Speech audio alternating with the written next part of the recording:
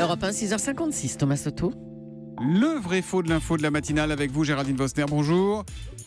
Et ce matin, le porte-parole de François Fillon englué dans le Pelénope Gate. Thierry Solaire n'en peut plus de devoir commenter cette affaire qui empoisonne la campagne de François Fillon, irréprochable depuis 30 ans selon lui. Et si la justice a condamné des maires, des conseillers généraux, les parlementaires, eux, seraient blancs comme neige. Donnez-moi le nom d'un député ou d'un sénateur depuis 30 ans dans notre pays qui, au titre de son mandat de parlementaire, a été mis en cause par la justice pour quelque chose d'illégal. Aucun. Aucun parlementaire mis en cause au titre de son mandat par la justice, affirme Thierry Solaire. C'est vrai ou c'est faux, Géraldine ? C'est faux, Thomas. On peut même citer des précédents célèbres. Ségolène Royal, condamnée en 2008 pour licenciement abusif de ses attachés parlementaires. Christiane Taubira, elle aussi, a dû indemniser une ex-collaboratrice. Des condamnations au prud'homme. Il y en a eu aussi en correctionnel. Cet élu de Papette qui empochait l'argent de sa réserve parlementaire. Récemment, Josette Ponce, députée du Var. Bruno Sido, sénateur de la Haute-Marne.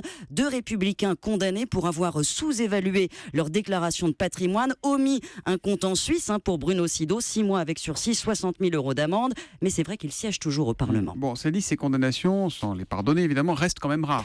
Ça s'explique aussi, Thomas, par le poids de l'histoire. Les déclarations d'intérêt qui permettent de savoir ce que les parlementaires possèdent, de connaître le nom de leurs assistants, ne sont publiées que depuis fin 2013 avec la création de la Haute Autorité pour la transparence de la vie publique dans la foulée de l'affaire Cahuzac.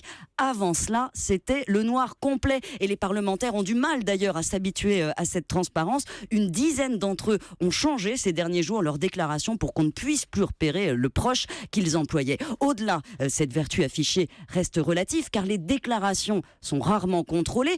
Que font les élus du reliquat de l'enveloppe qui sert à payer leurs assistants ? 3 sénateurs sont en examen aujourd'hui, soupçonnés de l'avoir empoché.